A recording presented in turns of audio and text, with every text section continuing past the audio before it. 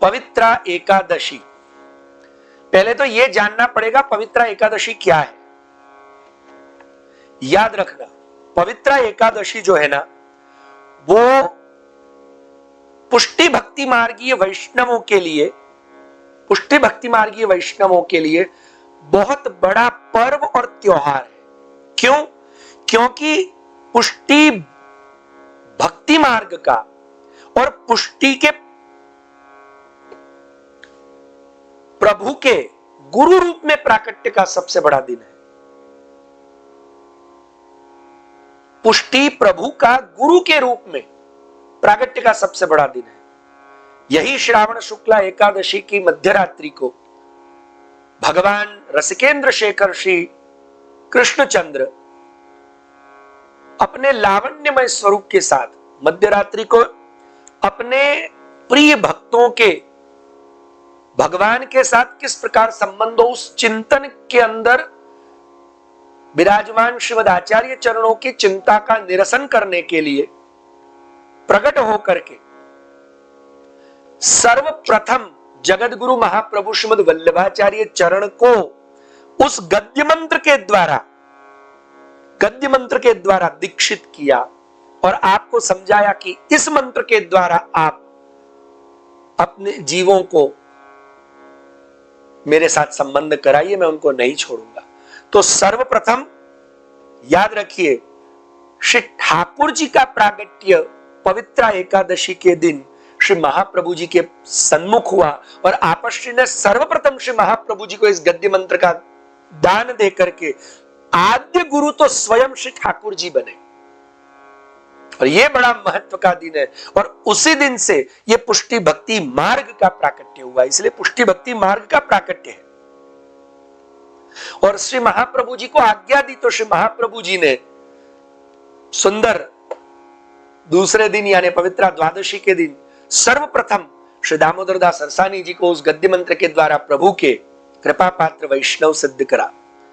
वैसे तो एक बात बताऊं कि मर्यादा मार्गी भक्त भी पवित्र उत्सव मनाते हैं, ऐसा नहीं कि पुष्टि भक्ति मार्गीय वैष्णव ही पवित्र उत्सव मनाते हैं, क्योंकि ये एक शास्त्र विदित विषय है। और शास्त्र विदित विषय इस प्रकार का है कि पवित्रारोपणम विष्णोर भक्ति रत्न प्रदायकम स्त्री पुंग कीर्ति प्रदम पुण्यम सुख संपद धनावहम, सुख संपद धनावहम। ये बात पवित्रारोपण के जो ग्रंथ हमारा, एक तो श्री पुरुषोत्तम जी का उत्सव प्रतान नाम का ग्रंथ है, उसमें आप श्री इस प्रकार के धर्मशास्त्रों के और ग्रंथों के उल्लेख करके आप स्वयं आज्ञा करते हैं। तो ये पवित्रा उत्सव विष्णु पवित्रारोपण के उत्सव के रूप में सर्वत्र जितने भी वैष्णव धर्म है, संप्रदाय है या जितने विष्णु मंदिर है, सर्वत्र मनाया जाएगा और मनाया जाता है। ये इस प्रकार से मनाया जाता है कि पूजा यानी हम जो ठाकुर जी की सेवा करते हैं उसमें भी पूजा का एक विषय है। श्री भक्तिवर्धिनी ग्रंथ में श्री महाप्रभु जी ने आज्ञा करी कि पूजा और सेवा दोनों ही विषय।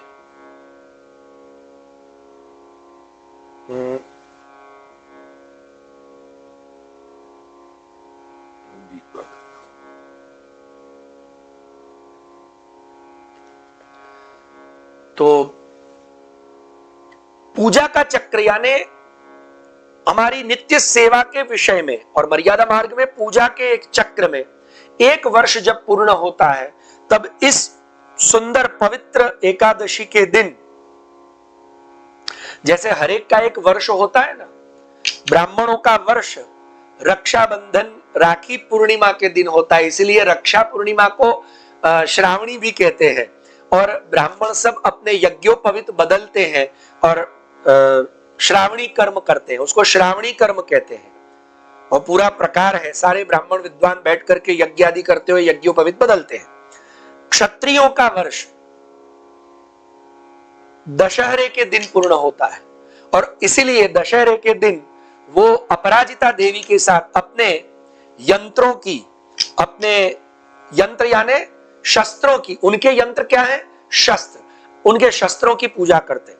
वैश्यों का भी, यानी जो वैश्य व्यापारी लोग हैं या वैश्य जाति के हैं जो, और जो व्यापारी हैं, ये दोनों ही वर्गों का एक वर्ष जब पूरा होता है वो होता है दीपावली के दूसरे दिन, नया साल गुजरातियों का। और आपको पता होगा इसीलिए लाभ पंचमी से वो व्यापार नूतन लाभ, ज्ञान पंचमी भी कहते हैं, और लाभ भी प्राप्त करते हैं। शूद्रों का वर्ष भी पूर्ण होता है। ये जो 4 वर्ण है, शूद्रों का एक वर्ष पूर्ण होता है होलिका के दिन, मतलब होली की पूजा करने के बाद। इसलिए वो लोग आनंद उत्सव के साथ धुरैटी में उत्सव को मनाते हैं। वैसे ही जो भक्त है, फिर वो मर्यादा मार्गी हो चाहे पुष्टि मार्गी हो, वो सारे भक्तों का भी अपने स्वतंत्र भक्ति के अंतर्गत एक वर्ष पूर्ण होता है जब पवित्रा, यानी पुष्टि भक्ति मार्ग की चर्चा नहीं कर रहे यहां तो हम पहले विशेष रूप से मर्यादा मार्ग जो पूजा स्वतंत्र रूप में करते हैं उनके लिए ये एक वर्ष पूरा होता है। और पुष्टि भक्ति मार्ग में भी अगर ये वर्ष गिने तो हमारा क्यों, क्योंकि उसी दिन श्री ठाकुर जी ने प्रकट होकर के श्री महाप्रभु जी को ये मंत्र देकर के पुष्टि भक्ति मार्ग का प्रागट्य किया, तो हमारे मार्ग का नया वर्ष। और ये एक प्रकार से क्षमा याचना का भी वर्ष हम मान सकते हैं कि श्री ठाकुर जी, वैसे हमारे पुष्टि भक्ति मार्ग में क्षमा की कोई विधा नहीं कही गई है कि अगर अपराध हुआ है तो क्षमा नहीं, उसका दंड भोगने को तैयार रहे। पर हाँ प्रभु आप तो बड़े हैं और हम तो छोटे हैं, तो छोटों से गलती हो जाती है। जैसे श्री हरिराय जी ने गर्भ पंचाक्षर स्तोत्र में कहा ना कि दुष्ट तमोपि दया रहितोपि विधर्म विशेष कृतो व्यथितोपि है, और ऐसे रहने के बावजूद भी कृष्ण तवास्मि न चास्मि परस, मैं तुम्हारा हूं और तुमको छोड़ के कहीं नहीं जाऊंगा, तुम्हें ही मुझे सुधारना है। बिगाड़ा भी आपने ही ऐसा बनाया था, अब सुधार रहे हैं तो आप ही सुधार रहे हैं और मैं अब सुधर गया, तो अब ये भी आपकी इच्छा है। तो ये विषय इस प्रकार से यहां माना गया है। उसमें जो पवित्रा आप बनाए, 4 युगों के भाव से भगवान को पवित्रा धराया जाता है।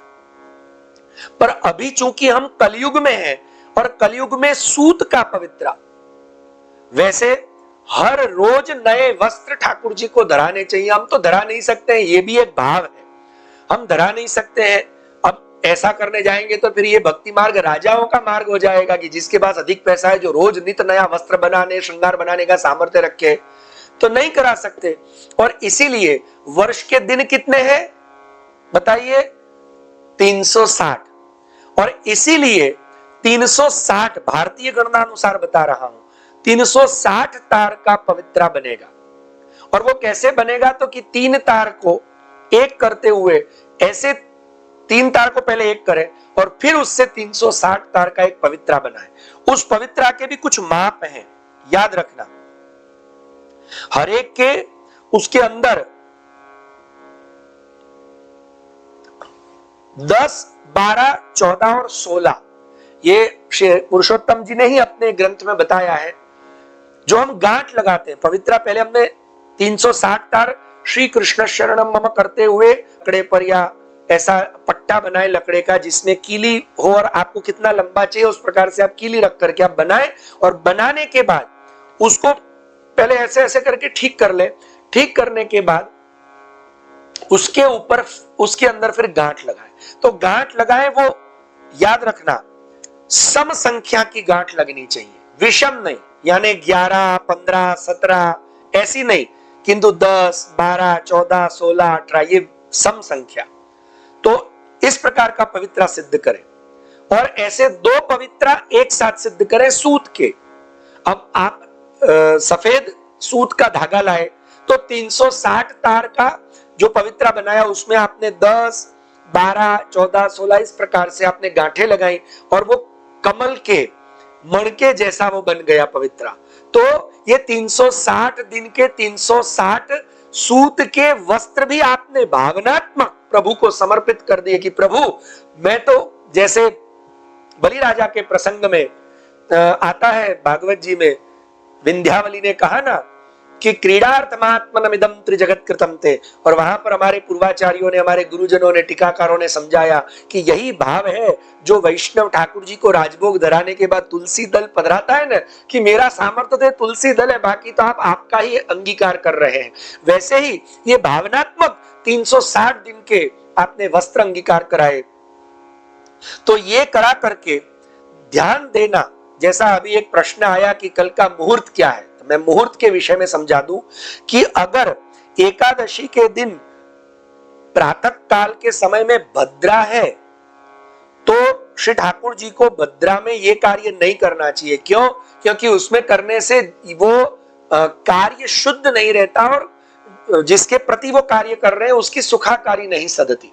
इसीलिए अगर भद्रा प्रातः काल को है तो आप देख लें, और सायंकाल को, यानी भद्रा अगर प्रातः काल को नहीं है तो श्रृंगार ग्वाल में या आप पवित्रारोपण करें, फिर ठाकुर जी को भोग में मिश्री, और मिश्री भी सुंदर केसर से और गुलाब जल से युक्त हो ऐसी सुगंधी केसरी मिश्री अंगीकार कराएं, वही रसरूप है। और भगवान आज रसरूप इस भक्ति मार्ग में अपना रस प्रदान करने पधारे हैं, इस भाव से हम। और अगर भद्रा है तो भोग संध्या में, यानी सायंकाल को। अब कल की बात करें तो कल 1 बजकर कुछ मिनट तक, यानी 15 या 16 मिनट तक, हम समझ लें कि 1:30 बजे तक, एग्जैक्ट समय मुझे अभी ध्यान में नहीं है, पर 1 बजकर 15 मिनट है, तो 1:15 बजे तक है, तो हम 1:30 बजे तक समझ लें कि भद्रा का काल है। इसलिए 1:30 बजे तक हमारी सेवा तो वैसे हम कराएंगे नहीं श्रृंगार, तो इसीलिए कल भोग संध्या में सायंकाल को उत्थापन के बाद 4 बजे आप भोग संध्या उत्थापन करें, और भोग संध्या में आप पवित्रारोपण करें।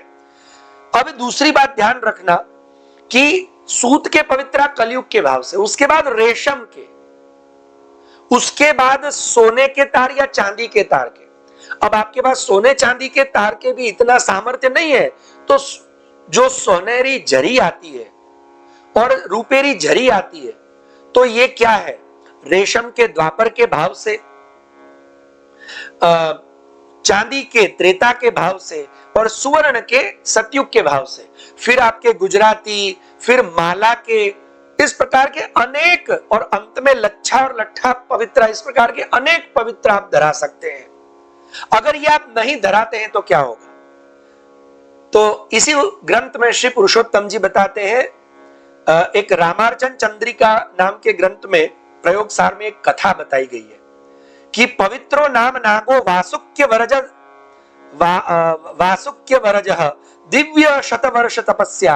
मतलब पवित्रा नाम का एक नाग था जो वासुकी का छोटा भाई था, वासुकी नाग का, और उसने देवताओं के दिव्य 100 वर्षों तक तपश्चर्या करी, और तपश्चर्या करने के बाद भगवान शिव को प्रसन्न किया, और प्रसन्न करके उनके गले में विराजमान हो गया। तो शिव जी के गले में विराजमान जो सर्प है उसका नाम पवित्रा है।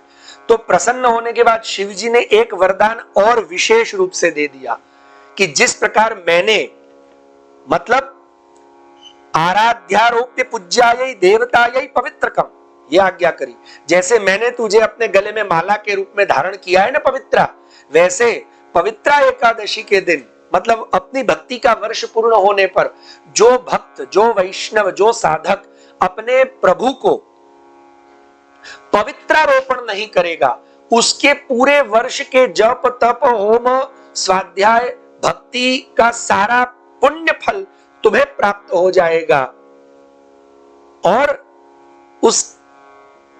उसके प्रभु की सेवा का उसका सारा जो क्रम है वो शून्य हो जाएगा, वापस उसको शून्य से शुरू करना पड़ेगा।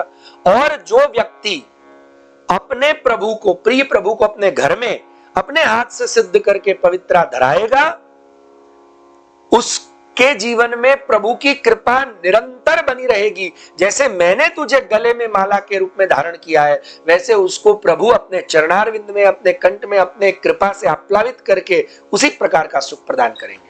तो प्रियजनों, पर मैं एक और बात लास्ट में बता दूं कि जो पुष्टि भक्ति मार्गीय वैष्णव है, उन्हें पुण्य फल के रूप में पवित्रा नहीं धराना है कि अरे हमने पवित्रा नहीं धरा, हमारे पूरे साल भर का जप तप व्रत होम हवन दान सब कुछ व्यर्थ हो गया, तो चलो धरा दे, इस भाव से नहीं धराना है। पर यही कर्तव्य है। अगर हम प्रभु की क्षमा याचना करते हुए अपने भक्ति भाव का समर्पण करते हैं कि प्रभु हम चारों युगों में बस आपकी सेवा करते रहे, आपको नित्य नूतन वस्त्र धराते रहे, ये भाव से पवित्रारोपण। और कल मैंने बता दिया कि भद्रा है इसीलिए भोग संध्या में सायंकाल को आप धराएं। अग्रिम बधाई पवित्रारोपण पुष्टि मार्गीय प्राकट्य दिवस की। और हमारे आद्य गुरु जगत गुरु महाप्रभु भगवान श्री कृष्णचंद्र और आद्य पुष्टि मार्ग संप्रदायाचार्य गुरुवर्य जगत गुरु भगवान श्री वल्लभाचार्य चरणों के चरणारविंद में कोटान कोटि दंडवत प्रणाम करते हुए दोनों गुरुवर्य हमको पवित्र एकादशी के दिन प्राप्त हुए। और दूसरा पवित्रा द्वादशी के दिन, याद रखना विशेष रूप से तो पवित्रा द्वादशी के दिन ठाकुर जी को धराने चाहिए, क्योंकि द्वादशी विष्णु तिथि है। श्रावण मास वो विष्णु का मास है और इसीलिए श्रावण मास के अंदर वैष्णव मास होने के कारण वैष्णवों को अवश्य पवित्रारोपण करना चाहिए।